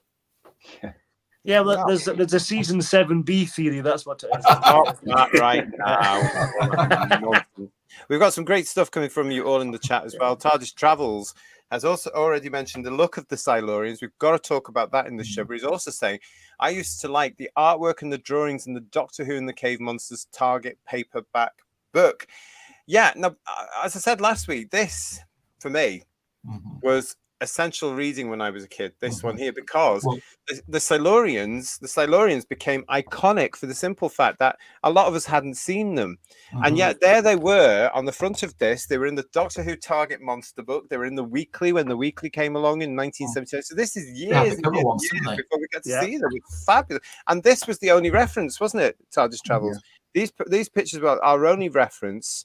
What comes across in this book was the only I think that's probably why I read this book over and over again, just to try and get the feel of a Silurian, you know? When I was a kid, I was obsessed with the Silurians. I used to draw them quite a lot, really badly, but I drew them. I really loved drawing them. Yeah. Well, for me, the Cave Monsters was the definitive version of the story, because I knew it and I was much more familiar with it than the TV story, which I didn't see until the VHS release. And to this day, my brain still wants to call it the Cave Monsters rather than the Silurians. Yes, I know. It is like that, isn't it? It really is. Domgo is saying to us, the music is superb too. Yes, it's beautiful music, says Pete Harrigan. And Frank is saying to us, the Silurians with Kazoo Who, years before Kazoo became a group. I thought Come Home was like a kind of dustbuster, wasn't it? But a dustbuster. Yeah. It could have been a dustbuster. And I know we've got there in the chat as well, but I've lost you because the chat's going very, very quickly. But Michael's in the chat as well. So good morning to you. Hope you are feeling better. And you were talking about there he is. I found you. Morning all. Sorry I couldn't join you. I'm still sick, I'm afraid. I love the Silurians, and I used to listen to my off-air recordings over and over again. So the music, the incidental music. It's a bit like Death of the Daleks we talked about before. It's got a similar, some of it works, some of it doesn't, and it's a bit comedic in places, but I wouldn't have it any other way. Let's just say, Jack, you're off, aren't you? Because you're up later. So thank you so much for joining us. Nice to hear your opinions on this one. We'll see you on the next one. Shall I rate it? Yes. Can you put that in the chat and I'll read it out later? No problem. Okay. Thank you very much. But lovely to see you. Cheers, Thank Jack. you very much. And we'll see you again soon. See you soon. Thanks to you, Jack. Bye-bye. Thank you, Jack. Thank you, Jack. Then there was 5. Yeah, 5. I forgot to ask Jodie for hers, but we'll get Jodie's again as well. So the music. I mean, the music. What were you saying there, Paul? I'm just saying, like you said about Death of the Daleks, some of it works, some of it doesn't, and some of it is maybe unintentionally comic in certain places, but I wouldn't have it any other way. Did you not think that Lee's saying here, problem being saying, love the music, it's so evocative. I seem to recognize, because bearing in mind that we've only just recently reviewed Death of the Daleks as well, I certainly seem to recognize certain elements. It's as though was it just me? Oh, there's definitely elements that's kind of scratching sound quite a lot in it, and things like that. But it's like you get that with Murray Gold, don't you? To be honest, I can't remember because I don't remember much of it. It all sounds over loud, over energetic, and just too damn noisy. Yeah. And it just melds into. I could not pick out. You don't get these days. You don't get a City of Death or anything like that. And Silurians is very distinctive. It's odd, Mr. Carey's obviously doing his thing, but there's really nice bits in it. Like when it first cuts to the farm, when the farmer's coming out in the morning where the Silurian's hiding, there's a nice little musical bit there. That's really, really nice, and it's totally against the rest of the tone of it. But it's, I don't mind the music in this at all. It's different. And it's just not distracting, is it, Ian? I don't think so, but there's a bit where the cliffhanger part 6 into 7, though, where the Doctor gets attacked by the Silurians. That's a great moment, but I think the music kind of kills it a little bit at that point. Well, I mean, John there is saying the crumb horn doesn't work for me. Yeah, I'd go with that. It's certainly distinctive, but I think the music at times undercuts the tension and the threat, particularly the crumb horn theme for the Silurians, because it sounds too comedic. Again, watching this, my brain says to me what Dudley Simpson would have done with this, with his sparing use of percussion and that sort of stuff. He would have ramped the scare factor up even more. Whereas I think Kerry Blind's music at times takes it down a couple of notches. If they played it a little bit more kind of eerie, I mean, been a while since I've watched Inferno, but I found the music on that worked better. That's more of a soundscape than music, isn't it? On that one, particularly. Exactly, and I think maybe it would have suited the kind of claustrophobic elements in the caves and the setting. Not that we're asking in any way, shape, or form, BBC Studios, because I know you're watching. We're not asking for a new version of this. No. We're not. You imagine Benny Hill theme. A generic point about the music specifically for this story was I wish they dubbed the opening and closing theme on properly rather than just cutting and pasting chunks of it in. I know, bless them. That's how they used to do it, bless them. Stephen's saying to us, I love the music because it's so alien, so I think of it as the Silurians' own music. Yeah, I mean, that's something. I mean, for me, the Silurians are not aliens. They're residents of the planet Earth. They're the original inhabitants. So I think it's something a little bit more gritty or earthy for them. But listen, we're going to be talking more about the soundtracks to all of these stories as part of this season, Worlds Below, very soon. So make sure you've subscribed, make sure you've liked, and keep an eye out for that, because we're going to be doing that. We're going to be looking at that as part of this season, more in depth, where we talk about this. There's lots of you talking about this now. Peter Harrington is saying to us, it's like for me, Dudley Simpson's music is wonderful and time travels me back by watching The Fire. I'll start singing in a mo. Please don't. That's fine. What's this? Mark is saying to us here, the Third Doctor was headstrong, skepticism of government motives and bureaucratic inefficiencies. Absolutely. Pete's adding there, it's a similar, not the same as the Sea Devil's specific sound to the creature.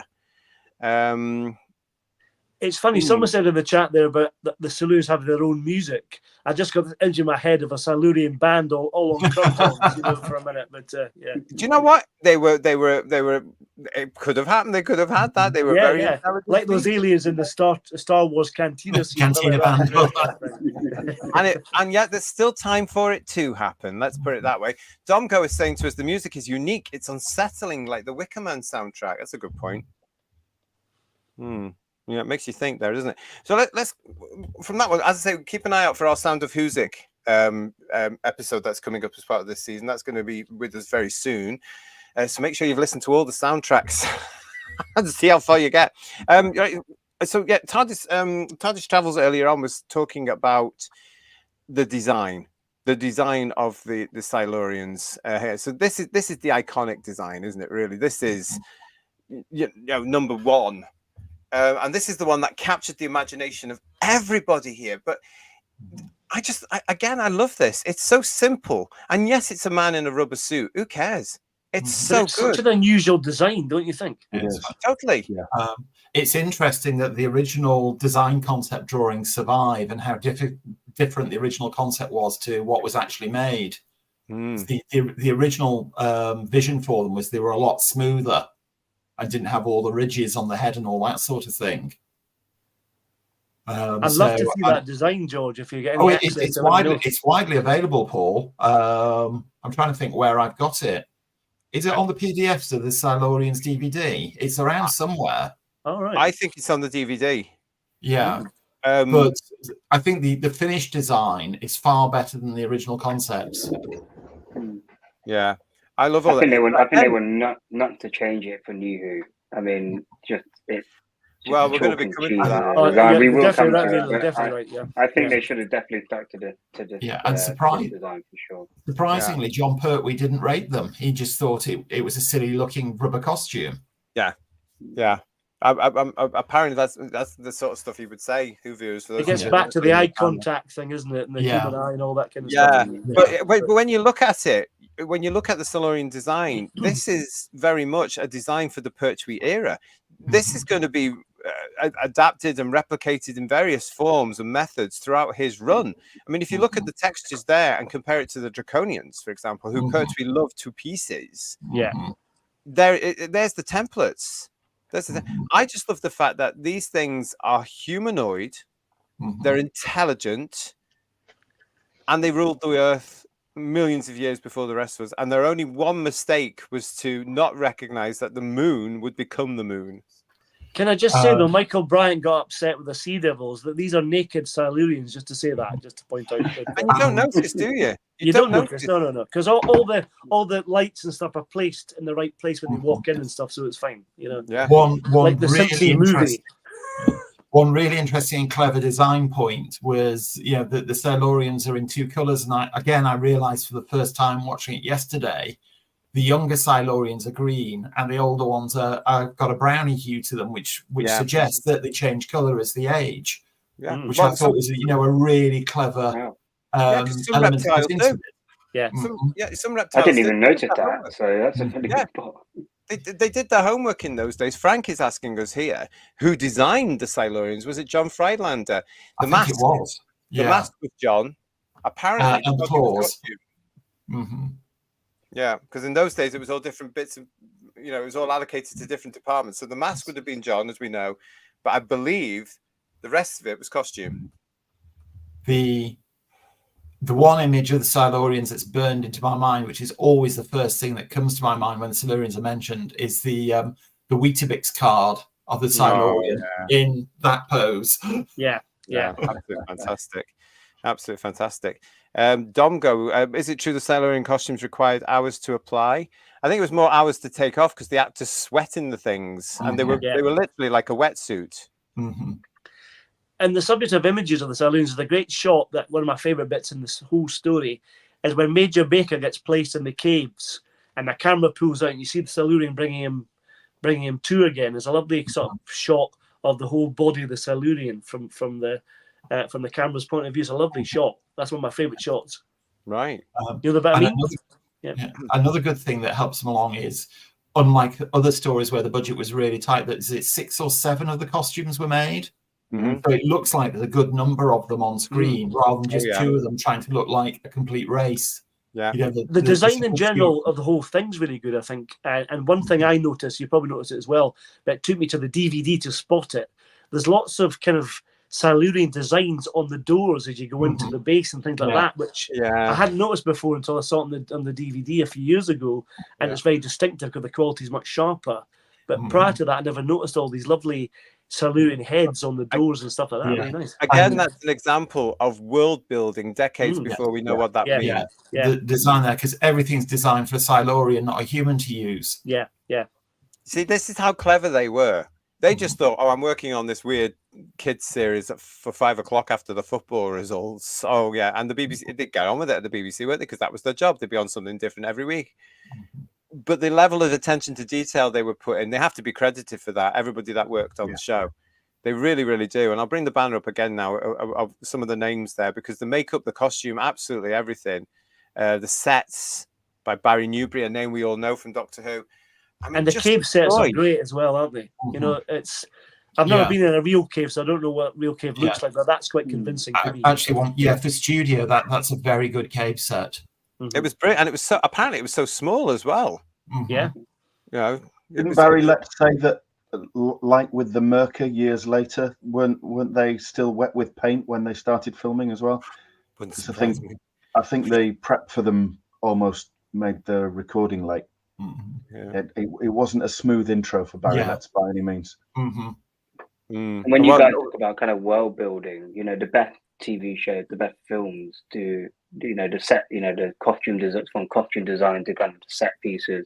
That I think I remember watching hours of behind the scenes of Lord of the Rings, and just the amount of effort that came in, and the story just behind, you know, somebody, you know, books, and you know, just everything had a purpose, and they even went out their way to do it, even if it wasn't even going to end up on screen. There's a story behind everything. I think this is a good example in a kind of Doctor Who story where, you know, everything has a purpose, but also, you know, they've taken the extra time to, you know, to add its own distinct uniqueness to the Silurian, to, you know, to the equipment that they use. It felt unique. It didn't feel like they were just using some random human, you know, kind of props and just trying to turn it into something. You know, you could tell there's a lot of love and care which I think makes a difference.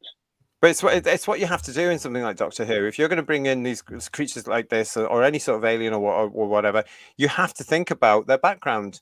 You know, and I don't think it happens enough these days, really. You know, but with this one, they really did think about it. They repeat it to a certain element with the Sea Devils that comes next in the film. You know, it sort of gets lost in the 80s, all this sort of stuff, really, to an extent. But we won't talk about that. I love the strange sounds in the Silurian base, says Paul Richards. Yeah, again, that's what's missing for me from any modern version of Doctor Who. Those sounds, those radiophonic sounds, absolutely brilliant. When you're on an alien planet, like when you go to Exelon, that wind, when you're in the caves here, when you're in the Silurian base, when you know it's all the only one we get now really is the Dalek.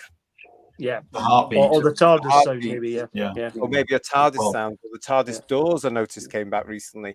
You don't get early any of that. New Who did a better job of it. I think like the Empty Child and Dr. Dancer, where it has a quite eerie soundscape to it when the Doctor kind of lands the TARDIS, and you know he's you got the boy on top of the roof, and there's a really I think they maybe before it started being about Doctor Who being bigger, more bombastic, when they do those kind of stories in the early part of 2005, they did a good kind of job of basically doing a modern kind of version of kind of classic Who in certain episodes, but it's a shame they didn't replicate that, you know, in pretty much most of the stories, because I think it adds a lot to it. Because like you say, JT, the music can be too loud, too noisy. It kind of takes you out of the you know the scene that you're watching in New Who. So yeah, it's a shame they couldn't take what worked the kind of in the classic Who in terms of atmosphere, but try and maybe bring a bit more modern kind of twist on it. No. The sound effect of the Silurian device that Dr. Quinn's got, and then the Doctor uses later on, that's a great sound as well, especially when they're trying to hunt down the Silurian on the moors. That's fabulous. Yeah, but it's that element of detail that I feel can be missing from certain television shows today, because that makes sense. You switch on a device and it should have, especially in science fiction, a beep, beep, beep. I mean, it's repeated again in Terror of the Zygons and all sorts of things, isn't it? Yeah, and it gets more rapid as it gets closer to where to locating what it needs to find.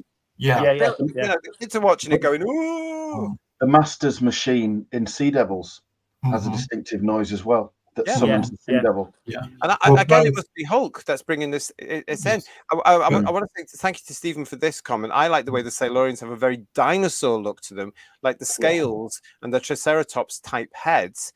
And TARDIS Travels is saying, I remember seeing a Silurian model head in a glass case at the Doctor Who exhibition in Blackpool in the mid-1970s. Yes. Yeah, I think loads of us will.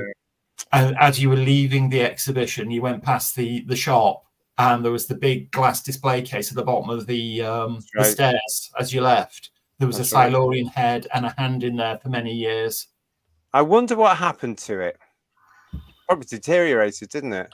Probably, yeah. They were only latex under all those lights, as we pointed out on one of our shows.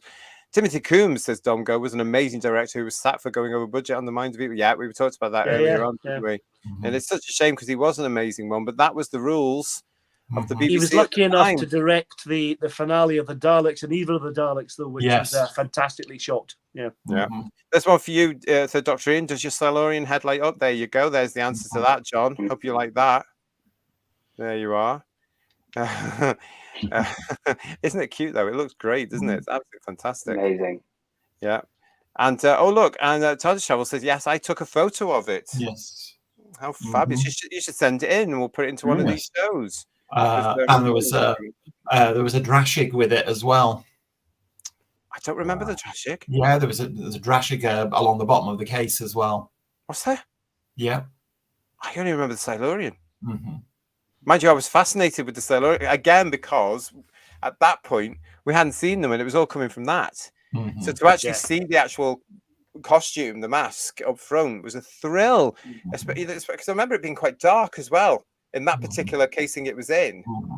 And just I remember studying it for ages and looking at all the little bumps and stuff on it, the little just go. Do you think the lighting really helped? Because I found that if you put the Silurians in the out and open, it wouldn't. I think the fact that the cave were quite dark, even the setting with the nuclear kind of power station, it's not overly bright. So I think the costume works really well in that setting. I think if you took that in the kind of and you know, like in broad daylight, it wouldn't necessarily work the same. And it seems like maybe they made that kind of strategic decision, because we only, if I remember correctly, we only see the Silurian from their perspective when they're outside in the barn. We only see it in the professor's house, and so I think maybe they just looked at it from the outside and thought it isn't going to be as menacing or scary, or it's going to make them look a little bit camp, or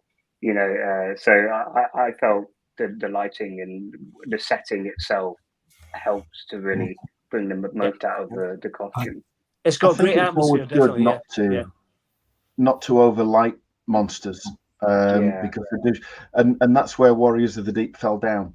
Because and we've said this before, it was so bright that you saw everything. You saw the gaffer tape, you saw the heads coming out of the shoulder armor section and the Silurians and things like that, and they just lost such a lot. Whereas if they'd done something breaking into the sea base that had knackered the lights and the emergency red lighting had come on, they would have looked different again. But there's a bit of gaffer tape moment with the old Silurian at one point, I think. You may have noticed. It's actually interesting that Ian's just mentioned that, because guess what?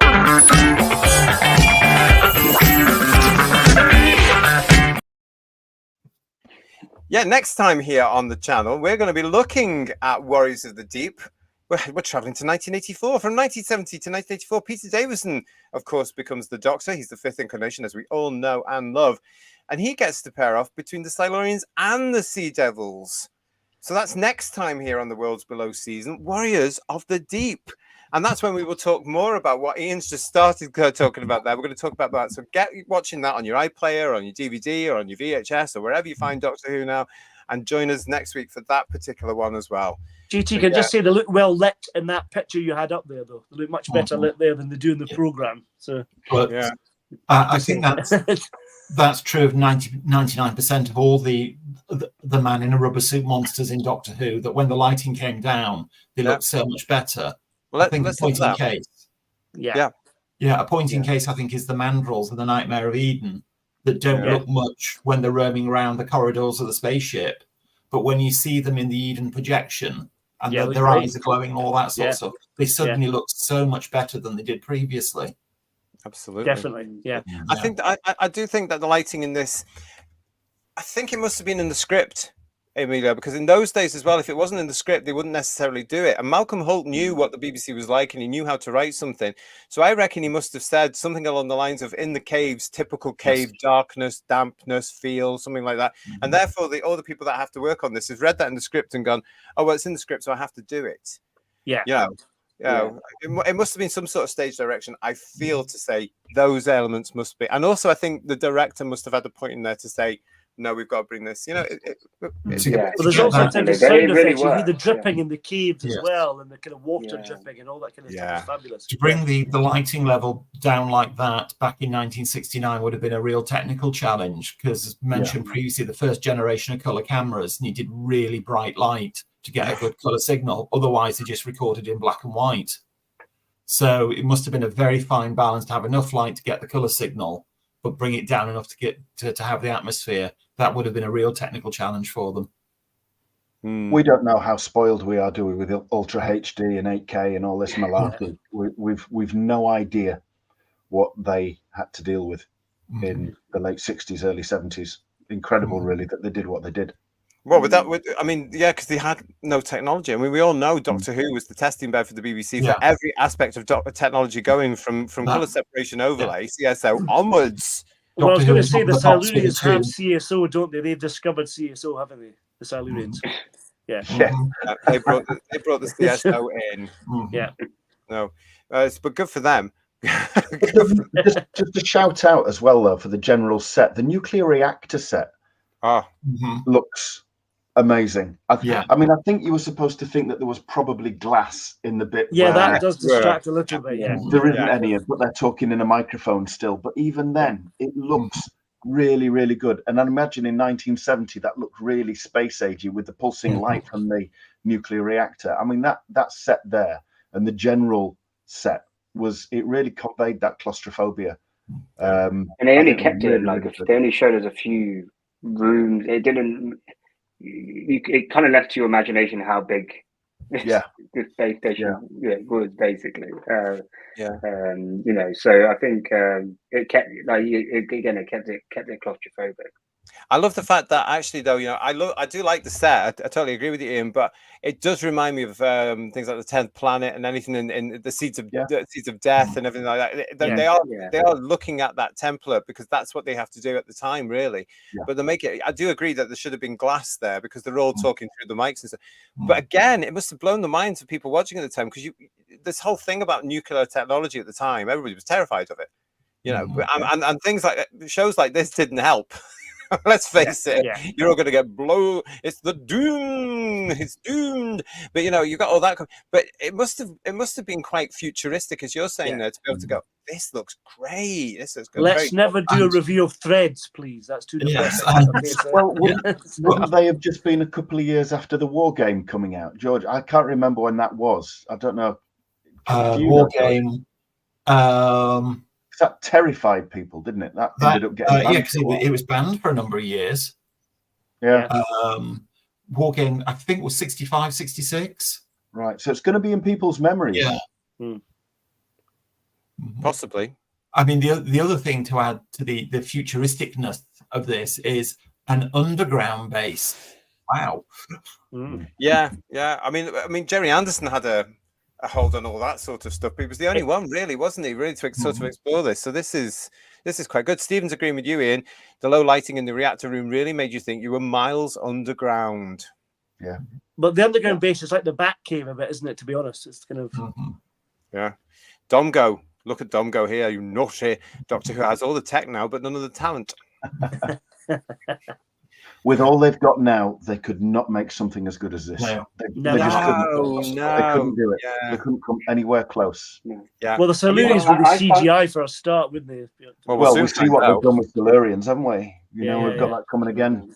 It's horrendous. I find like Ultra HD and all. It's good for certain things. I'm watching a nature documentary, brilliant. That's great. But like for something like Doctor Who, I personally prefer it on 480 or 720p, whatever. It just feels a little bit more gritty. It feels, I think Doctor Who work when it doesn't. I don't want to have to see everything. I don't want to see everything pristine clear. I think it actually ruins quite a lot of things. So yeah, personally, yeah, like the older the cameras, sometimes I think actually work better. Yeah. Well, it's an interesting point. Frank is saying to us here, I loved all those organic looking sets such as Terror of the Zygons, the Android Invasion, and to an extent this one as well, because the cave is just, the caves are brilliant. And then of course it carries on, because after this story is the Sea Devils, which yes, we are going to be reviewing, but we're saving it for a little bit later on. But we, of course, we're going to be looking at that one as well. We will come to that in time. Dougie is saying to us here, I've said this before, but I would love to see Classic Who against New Who and see which one wins. Well, we can actually help you with that. It's now time, everybody. There'll be no surprises here, I'll tell you that. It's now time, everybody, to start putting your scores on the TARDIS doors into the chat, please. Out of 10, put that into there. Out of 10, please put your scores in there now. And we can tell you that the latest series, Dougie, of the alleged Doctor Who has got some of the lowest scores in Who's Views history. We're going for over a year now, and it didn't register at all. So we can sort of tell you, at the moment, proper Doctor Who, classic Doctor Who, is winning by a landslide. Absolutely. So make sure you put your scores on the TARDIS doors into the chat now. We're coming to you guys now. Right, great. So we've got all that there. Thank you for starting that one there. So final thoughts on this one, guys, before we start to wrap up and before I get your scores. For me, love it. Absolutely loved it. And the fact that I watched it over at least a couple of nights back, all 7 episodes back, I completely forgot. Just got so engrossed in this. This reminded me of how great Doctor Who was after all the stuff we've seen. And even though I enjoyed Death of the Daleks in our last review, this I really, really enjoyed. I just got so involved in this story and started to feel for the Silurians in a way that, possibly to do with my age, I didn't really do before. I understand them more now and understand where they're coming from and understand the fact that they've gone, what is going on? Or the third eye. I don't know about you guys. I think it's a cracking story. I'm with you on that. And I think with what we've been offered with the current iteration of Doctor Who, it makes you really appreciate how good classic Who is. And this has always been a great favourite of mine. I love this story. Brilliant. 7 episodes that doesn't drag, which is no mean feat. So even the invasion has its draggy moments. It's true. Yeah. But this is 7 episodes that just doesn't drag in any way, shape, or form, and it's groundbreaking concepts. It's well executed. It's well acted. It's well directed. It's well written. It's an absolute cracker. Sorry, George. No, that's fine. I mean, just to underline what you said, even though it's 7 episodes, it doesn't outstay its welcome at all. It's a really good, intelligent story, and considering all the trappings of Doctor Who that we all know and love, like the TARDIS being on an alien planet, all that sort of stuff, are not there. It's a testament to how good it is that it stands up so well in its own right. Yeah. And as we said, the cast, not just Jon Pertwee, Caroline John, Nicholas Corner, but pretty much the whole cast are so on point and give such terrific performances. Again, just makes it better and better. And it's one that all these years down the line just stands up so well. Brilliant. Right. Well, at that point then, I'm going to ask you now for this.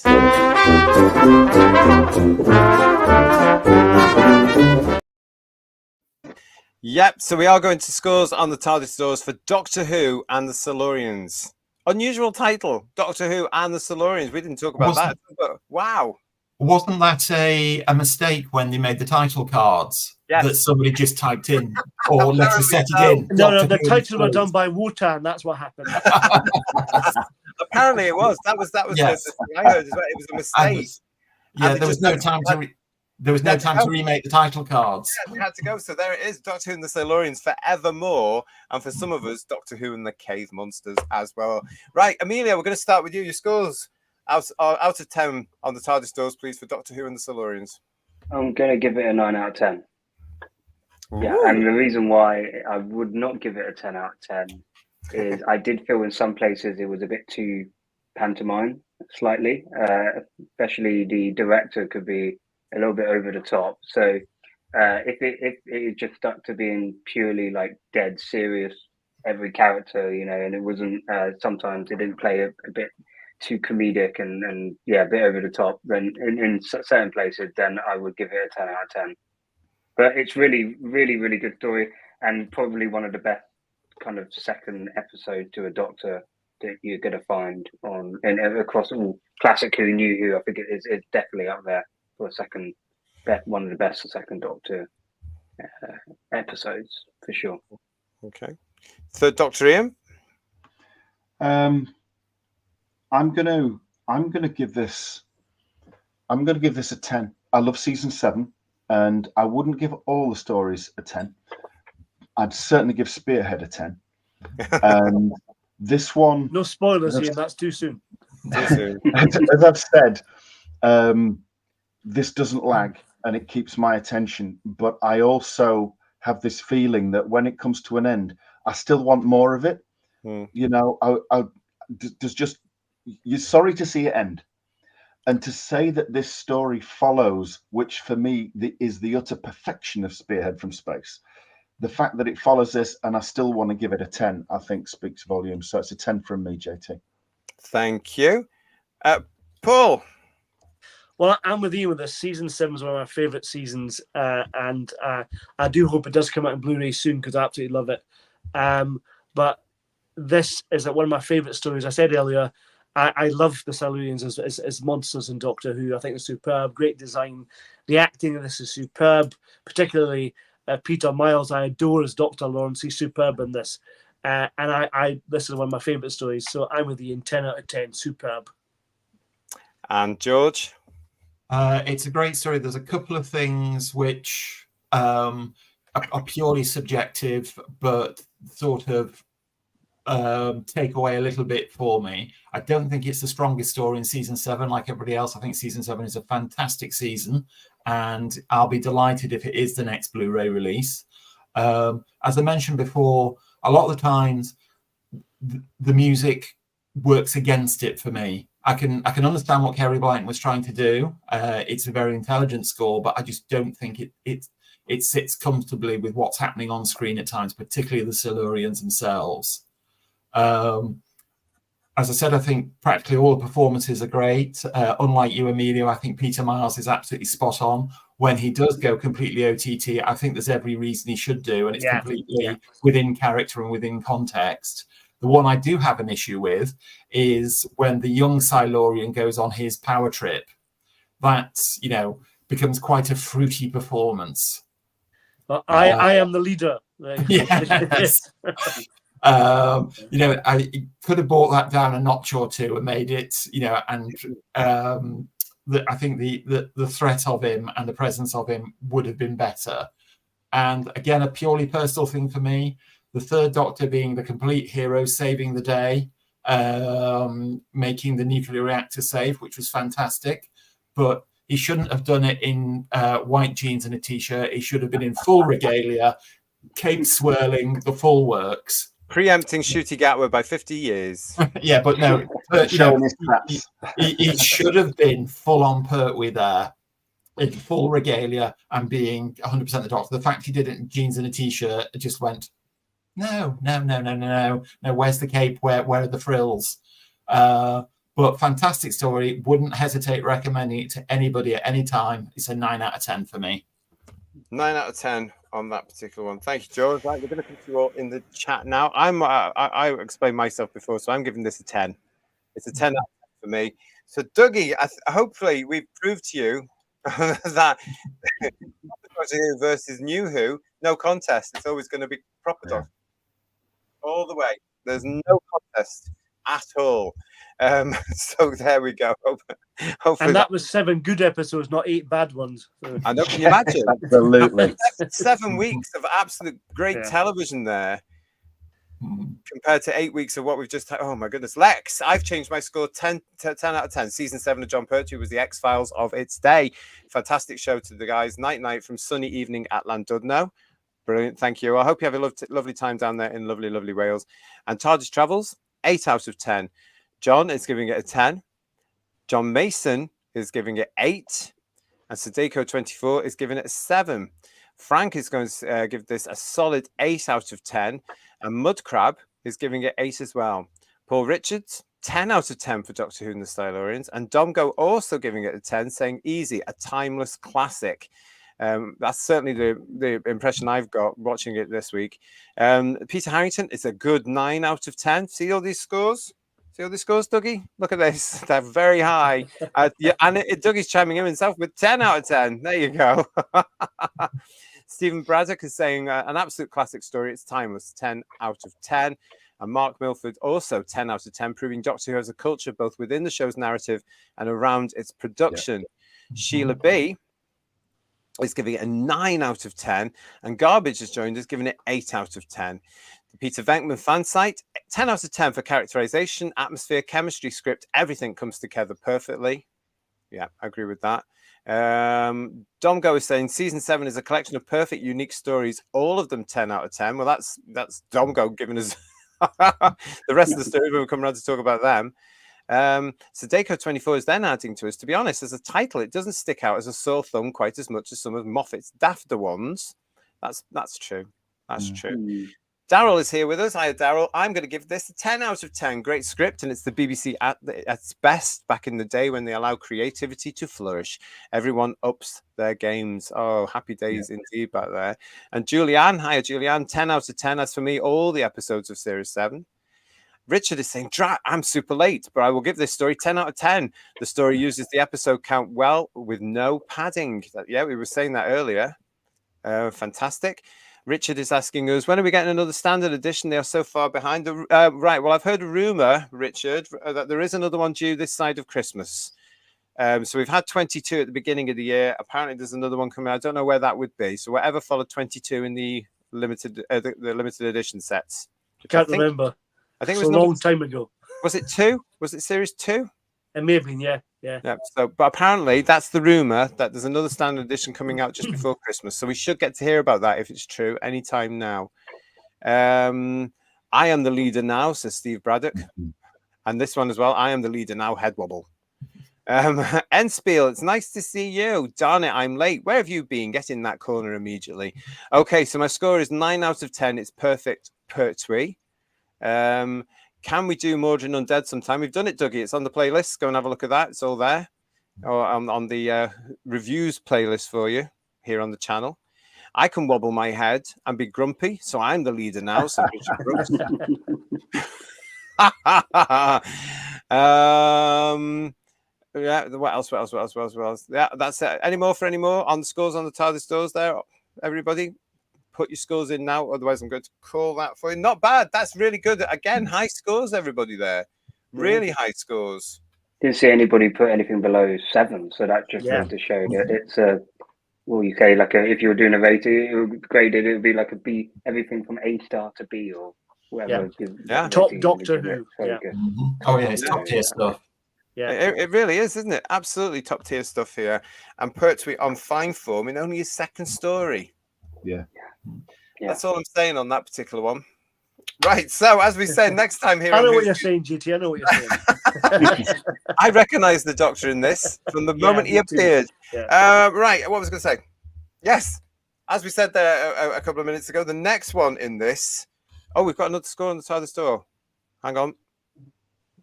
Ice Gilliam. Hello there, how are you? I can't vote, but from memory, 7. Yes, of course you can vote. If it's from memory, it's fantastic. If you're going from the memory, that's still really a big score.